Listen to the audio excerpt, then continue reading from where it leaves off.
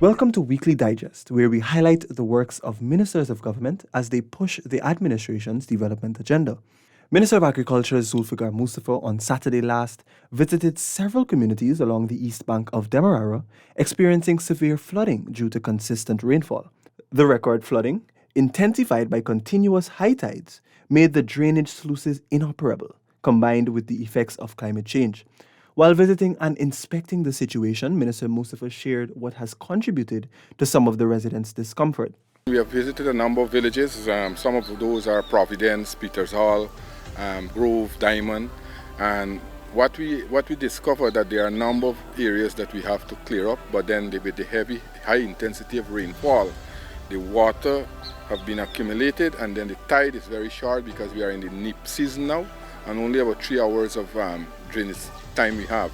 During the visit, the minister told the affected residents that interventions were being coordinated to bring immediate relief.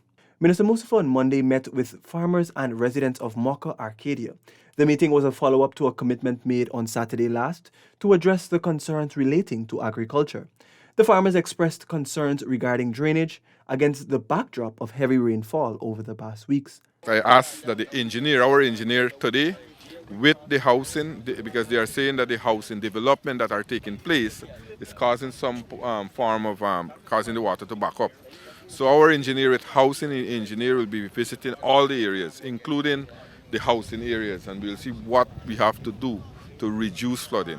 Minister Mustafa said the GLDA is looking at putting measures in place to facilitate compensation for the farmers who were affected by the flooding. Our livestock officers and the crop officers, they are looking to see some of the damages because the resident claimed that they had a lot of damages.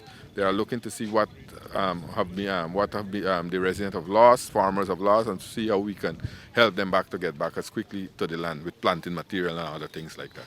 The minister also on Monday led the Civil Defense Commission, CDC, in a hamper distribution exercise to the flood-affected families in Little Diamond. Some 300 cleaning hampers were distributed. He noted that the visit comes after a previous one to the community, where he committed to facilitating interventions to alleviate the effects of flooding. I'm very happy to see that the water have drained out considerably.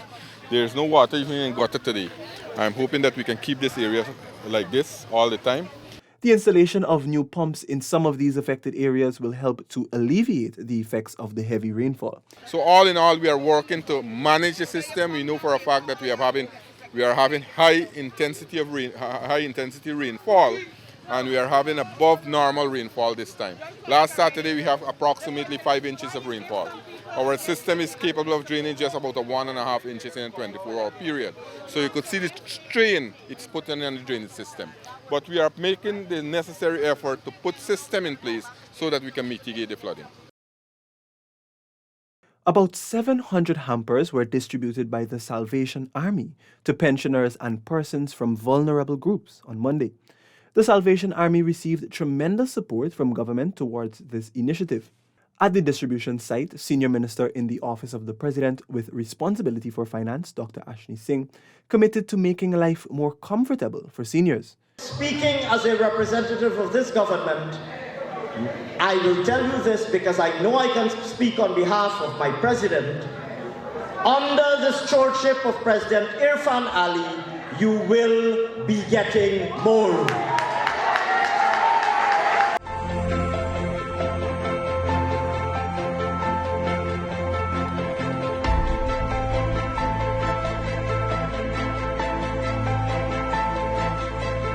Minister Singh on Wednesday conducted inspections at the Guyana National Industrial Company, GNIC, Loparcon, and the John Finance Limited wharves in Georgetown. During the visit, the minister had the opportunity to witness the operations of the Customs Department, discuss policies and protocols, and make suggestions for the smoother and quicker movement of packages in and out the wharves. He drew attention to the modern package scanners present at the wharves, noting that they were among the investments the government has been making to ensure Guyana's ability to properly examine cargo at all major ports of entry. We've also, of course, been introducing risk management and risk profiling systems and methodologies within the GRE, all with the objective of deploying technology and data in a more efficient way to facilitate more efficient customs operations and more efficient trade transactions, import transactions.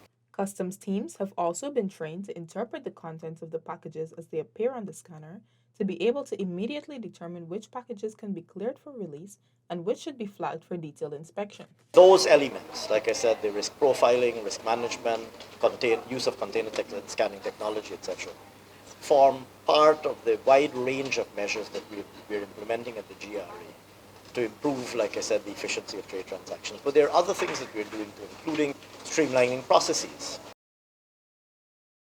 The Ministry of Human Services and Social Security on Thursday hosted a toy distribution exercise as part of its Wish Upon a Star initiative.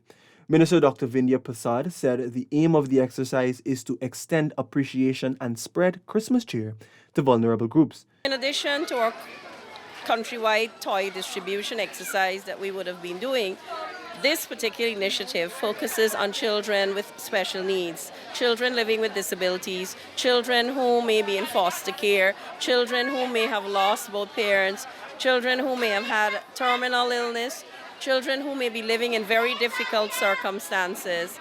And as we continue this initiative each year, this year being the third year that we're doing it, we're seeing more and more requests coming in. And for those children with those special needs, we try to ensure that they get their wish desired. She also stressed the importance of being considerate of these groups and noted that the exercise is not only limited to the children of Region 4. So where we cannot physically go or where persons cannot physically come to us, we send those toys in, especially to the children in the hinterland. Residents of Sophia continue to feel the presence of government in their community as, very soon, 3 timber bridges between sections B and C will be rebuilt. Government is investing $3.8 million towards this initiative. Minister within the Ministry of Housing and Water, Susan Rodriguez, whilst visiting the site on Monday, noted that the works will be completed within the next 2 weeks. This is in keeping with our objective as we have made public before and as recently highlighted by Vice President Jaglio, that we want to ensure that all of the accesses to schools in the coming years, we want to ensure that all of the bridges and the accesses to school, bridges, footpaths and so on, to schools across the country will be fixed as a priority for our children. Some $13 million in contracts were signed on Saturday last to commence the construction of 10 wooden elevated houses in Smith Creek, Region 1, under the Hinterland Housing Program. The 3 contracts were signed by the chairman of the Community Development Council, CDC, Sherman Lewis, and the Central Housing and Planning Authority, CHPA, for the supply of labor, timber, sand, and stones.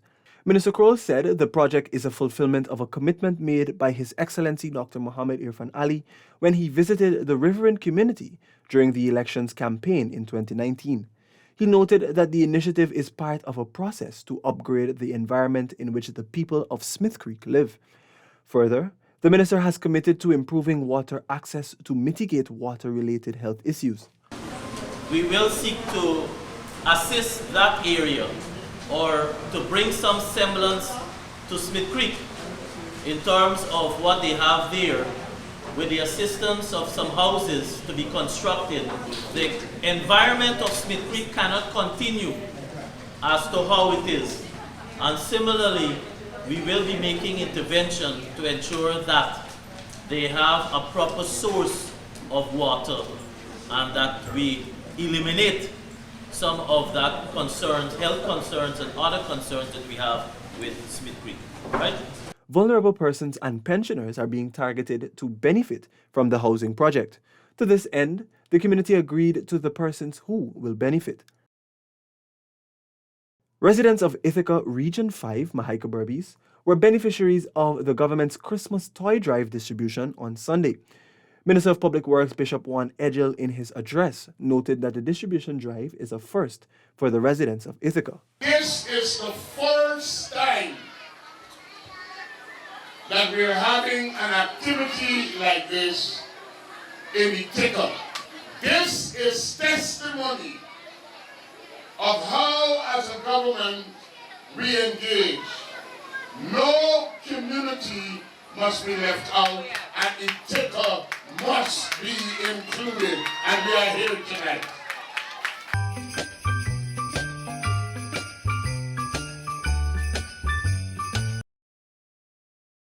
The Ministries of Labour and Public Works have collaborated to train and assess persons who wish to attain an electrical contractor's license. This was made possible with the signing of a Memorandum of Understanding, MOU. Through the MOU, the Public Works Ministry will provide the syllabus for the program, while the Labour Ministry, through BIT, will facilitate training and conduct assessments of persons wishing to attain the license. Labour Minister Joseph Hamilton, in his remarks, said both the ministries thought it fit and important to have the issue of contractors paying hefty fines for a building to be signed off discontinued. A lot of people run wires in the construction industry, but in large measure, most of them are unable to sign off on a building. So we are attempting here together, collaboratively, to bring that to an end and to see how the Inspectorate Department could help us regarding accreditation, certification of persons we are training in electrical installation. Public Works Minister Bishop Juan Edgel revealed that this will create an avenue for hundreds of women and men in this field to be trained. The minister has charged the GEI to work more proactively due to the increase of electrical fires and to ensure inspections are carried out on government buildings. When the buildings were built, the circuits and so on and amps that they put in there were not for what is happening now. So we have to do a lot of upgrades. And in doing those upgrades, we got to get people out there with the skills to get it done. Residents of Mabaruma and neighboring communities are now benefiting from the upgraded Smart Health facility in Mabaruma Region 1 to the tune of $150 million. The hospital was commissioned on Monday. Dr. Anthony, during remarks, stated that the Smart Hospital project has helped government to refashion many healthcare facilities across the country. The minister noted that the intention was to inspect 83 different health facilities to refashion the facilities to be energy efficient with up-to-date medical services while also being climate resilient. We're going to use this as a demonstration of what we can do with other facilities in the country. And it's going to make sure that whatever the weather might be like, that we'll be able not to get flooding, but continue health services. As we work today to really upgrade our facility, upgrade this hospital into a smart hospital, we're not stopping here. There are many, many things that we want to do for the health sector. And the impact is really going to be for our citizens to enjoy better health care. The minister added that over the last 2 years, the government has invested heavily in the health sector to ensure the well-being of all citizens. This brings us to the end of this edition of wpi.gov.gy and our social media platforms as well. Goodbye.